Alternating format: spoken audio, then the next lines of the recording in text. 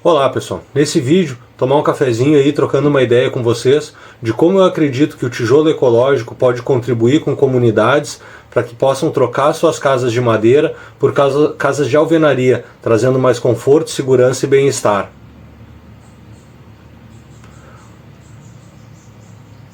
Olá pessoal, nesse vídeo nós vamos tomar... Olá pessoal, hoje eu vou aproveitar para tomar um cafezinho e conversar com vocês de como eu acredito que o tijolo ecológico pode ajudar as comunidades a substituir as casas de madeira por casas de alvenaria, com mais conforto, mais segurança e também economizando em relação à alvenaria tradicional. E o porquê que eu acho que o tijolo ecológico e o método construtivo dele, de alvenaria estrutural, pode sim ajudar em relação à recuperação das comunidades após desastres e para que essas comunidades elas sofram menos em situações de desastre.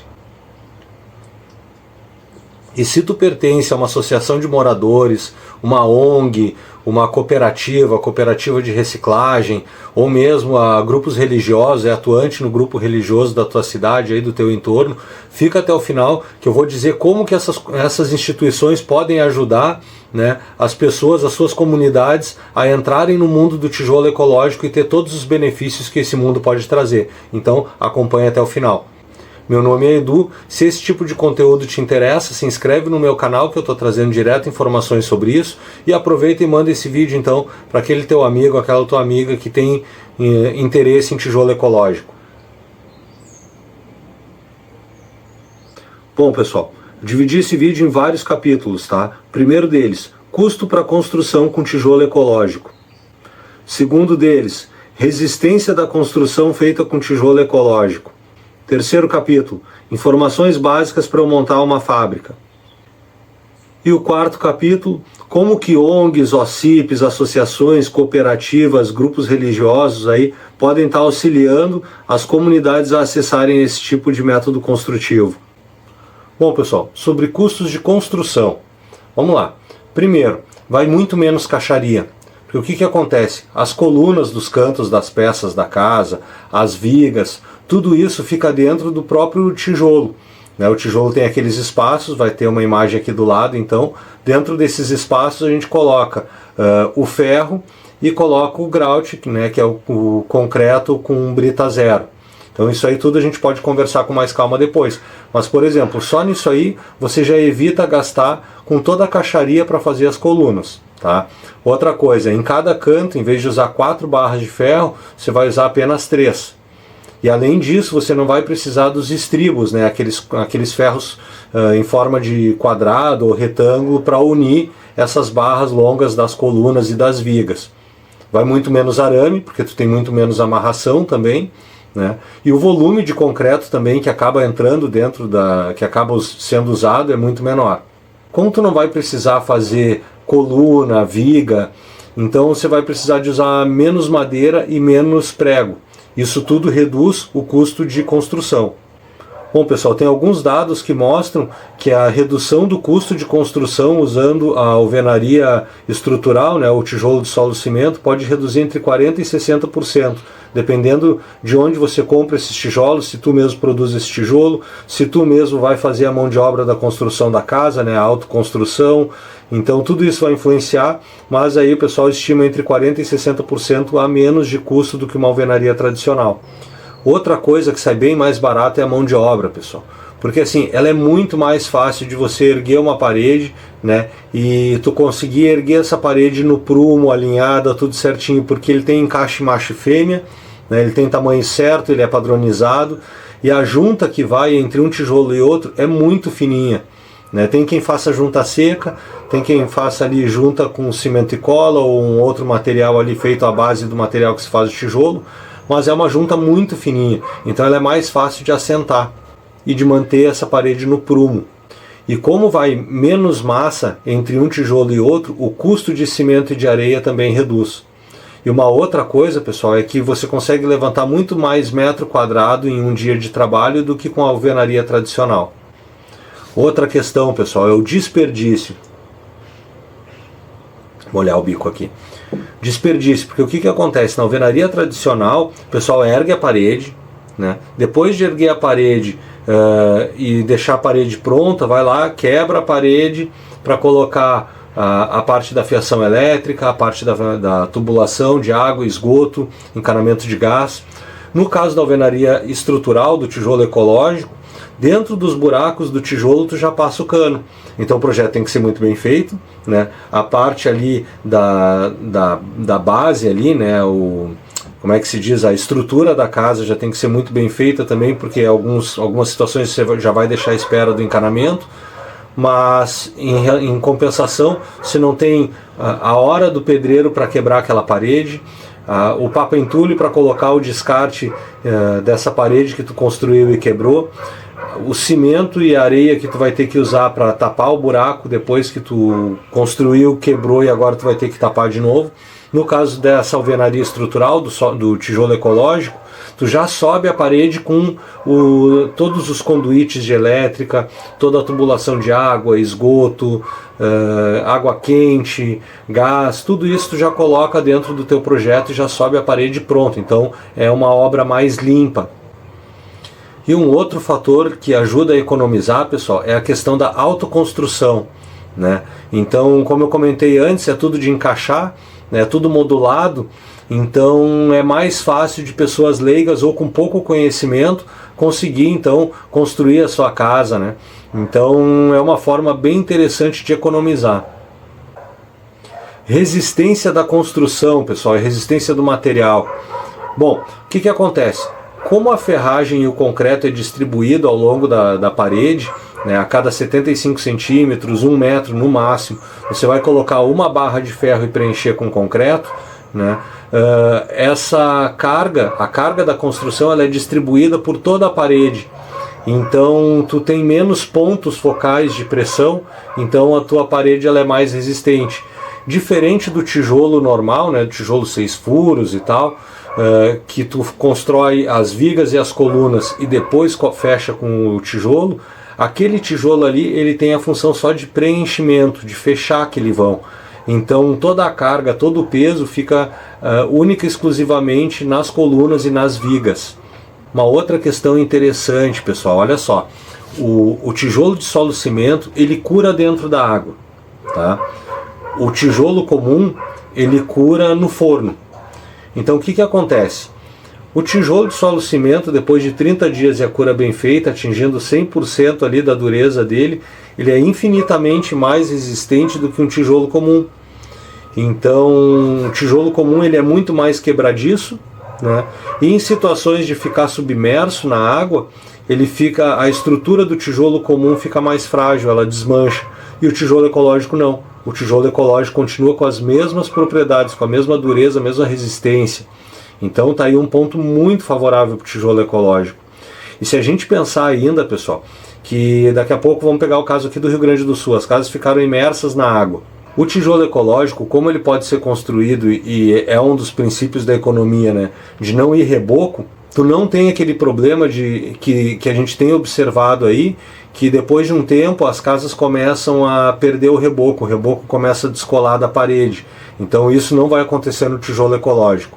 Uma outra coisa, né, pessoal, o tijolo ecológico, quando tu ergue a parede dele, tu não precisa usar acabamento de reboco, por exemplo. Tu pode só fazer um rejunte com uma massa feita até mesmo com o próprio material que tu fabrica o tijolo, fica bem bonito, fica com pouca diferença ali de tonalidade de cor, né? Então tu vai fazer o rejunte e tu vai aplicar um verniz, um selador, um silicone líquido, cafezinho nele. Pessoal, para vocês terem uma ideia de quão resistente esse tipo de construção pode ser, eu vou deixar aqui na descrição desse vídeo um link de uma reportagem sobre casas que foram construídas no Haiti, uma coisa muito interessante, tá, pessoal? O nome da pessoa é Jaque, né? O Jaque veio do Haiti para fazer a faculdade aqui no Brasil, fez na UFRJ, e lá ele teve contato com as prensas manuais, né, e o processo de fabricação de tijolo, de construção de casas com tijolo ecológico. Ele levou essa tecnologia para o Haiti, fez algumas adaptações, porque lá eles são muito suscetíveis a terremotos, e as casas que ele idealizou suportaram então os terremotos. Então, dados mais recentes que eu tive acesso aí, inclusive conversei com o pessoal que forneceu as máquinas para ele, depois já forneceu mais máquinas lá para o pessoal da Haiti. Ele, na primeira máquina, ele conseguiu construir 30 casas. Pô, olha que número interessante, pessoal. 30 casas feitas na base do mutirão. Bom, pessoal, tomar mais um golinho de café aqui, porque agora a gente vai começar a falar de números, de estruturas. Capítulo 3, pessoal. O que eu preciso ter para montar uma fábrica de tijolo ecológico? Bom, uma das coisas é entender o equipamento mínimo, né, pessoal?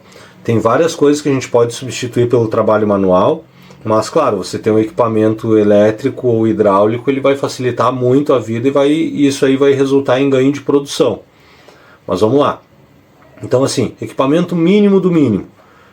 Eu vou ter que ter uma prensa manual, né? E vou ter que ter um triturador de solo, porque o triturador de solo tanto desfaz os torrões, quanto também homogeneiza a massa, né? Então tu vai ali, vai misturar na enxada, vai colocar a umidade, tu vai colocar no triturador de solo, ele vai explodir todas as partículas maiores e vai homogeneizar a massa. Então isso é importante. Então, em termos de maquinário, o mínimo é a prensa manual e o triturador de solo. E aí a parte de peneiramento, pessoal, você vai ter que usar ou uma peneira manual, né, ou no caso, se o teu solo for um solo muito bom, não precisar passar numa peneira, então tu já está no lucro, mas isso é bem difícil. No meu caso aqui, eu vou ter que adquirir uma peneira, porque eu vou ter um ganho muito significativo na produção, então vou ter que adquirir uma peneira, né? E um outro equipamento bastante interessante é uma betoneira, né, pessoal? Então, assim, há quem diga que não precisa de betoneira, pode ser tudo na enxada, pode mesmo. Mas principalmente se tu tiver poucas pessoas para fazer a produção, né, a betoneira talvez seja uma alternativa. Mas assim, dá para fazer com a peneira manual ou sem peneirar se o teu solo for muito bom e misturando o material sempre na enxada, tá? A betoneira, a peneira elétrica, isso aí vai aumentar a tua produtividade e vai reduzir o desgaste da tua equipe. Além disso, pessoal, tem vários outros equipamentos que vocês vão acabar precisando. Então vamos lá, vai precisar de pá, vai precisar de enxada, vai precisar de um fogão para fazer teste de solo, panela, balança de precisão, vai precisar de uma peneira, né, uma peneira para teste de solo de 200 micras. Isso aí geralmente consegue com o próprio fabricante. No caso, o pessoal da Vimac Prensas me cedeu uma peneira para fazer o teste. Baldes para tu poder dosar a tua mistura, né? Tu vai precisar de pallet para empilhar os blocos, dependendo de como for teu armazenamento. Tu também vai precisar de lona, quer seja para cobrir o material quando chega, quer seja para envelopar os teus tijolos enquanto tu estiver fazendo a cura, né? E aí, claro, né, o ideal é tu ter uma área coberta para poder deixar o material. Então, por exemplo, chegou a terra, se tu tiver um local coberto para manter essa terra e dali já ir para a produção, mesma coisa cimento, né, manter um lugar fechadinho e seco para o teu cimento. E esse lugar ser próximo da produção, próximo das máquinas, e tu já misturar e tudo mais, e conseguir processar e já produzir o tijolo, tu ganha bastante tempo e assim tu ganha produtividade. Mas qualquer coisa, uma das alternativas é aquela: lona embaixo, o material, lona por cima, né, para evitar que umedeça pela capilaridade. Esse foi um erro que eu cometi aqui, só tapei por cima, né, as primeiras vezes. Então, assim tu já vai manter o teu material mais seco e uma área, pelo menos, para tu conseguir fazer a curagem do teu tijolo, né? Tu precisa ter um pouco de espaço, sim. Outra coisa importante, pessoal, EPI. É bastante barulho, bastante projeção de partícula, principalmente do triturador de solo. Então, assim, o mínimo de EPI, né, que vai ser uma luva, vai ser o protetor auricular e os óculos. Isso é extremamente importante, pessoal. EPI é importante. Então, luva, protetor auricular e óculos. Óculos e protetor auricular imprescindíveis. Termos de custos, né, pessoal? Bom, aí ó, um triturador de solo vai sair da base de 8 e vai até 12, 14 mil, vai depender da fábrica, da marca que tu estiver trabalhando. Se tu pegar produto novo, for pegar produto usado, tu consegue por outros valores. A prensa, pessoal, prensas de 12 a 16 mil, mesma coisa, vai variar então o tamanho do molde. Se tu vai usar o molde de 12,5 por 25, se tu vai usar o de 15 por 30, né, aquele tijolo maior, Então isso aí vai influenciar no preço da prensa e também o número de moldes que tu vai ter. Então se tu vai pegar só o de tijolo e canaleta, tijolo, canaleta, meio tijolo, tijolo, canaleta, meio tijolo, aqueles blocos de decoração, aí tem um monte de outros detalhes que vocês podem pegar, mas vai agregando valor, tá? Peneira na base de 7 a 9 mil, né, vai gastar numa peneira. Uma betoneira vai gastar entre 4 e 5 mil. Não adianta ser betoneira pequena. Uma betoneira pequena, pessoal, vai pouco material. Então, entre pegar uma betoneira pequena e não pegar a betoneira, aí não pega a betoneira. Se é para pegar a betoneira, tem que ser aquelas grandes, aquelas tamanho 500 lá, que vai caber bastante material dentro, né, aquelas maiores. E aí sim tu consegue fazer uma virada de massa boa a ponto de justificar tu comprar uma betoneira. Número de trabalhadores, pessoal. De 1 a 4 trabalhadores tu já consegue fazer a produção. 1 é o mínimo, porque as máquinas são tudo manuais, né? Mesmo as máquinas hidráulicas, enfim, 1 é o mínimo, né? 3 pessoas é o que uma planta de uma fábrica bem organizada exige para a gente ter uma produção boa, né? Porque aí você fica com uma pessoa trazendo material, né? Misturando o solo com o cimento e com a umidade, passando no triturador e alimentando os silos da máquina manual. A segunda pessoa fica responsável por retirar os blocos depois da prensa e empilhar os blocos. E a terceira pessoa fica responsável por fazer a prensagem dos blocos, a limpeza da máquina e tudo mais. Bom, pessoal, por que eu falei de até 4 pessoas? Pega o meu caso aqui, tá? O solo onde fica estocado é longe do galpão onde eu produzo os tijolos, tá? Então eu já tenho essa função de trazer para cá esse material, a função de tirar os blocos que já estão curados ali, eu deixo eles curando uma semana, depois trago aqui para outra área, né?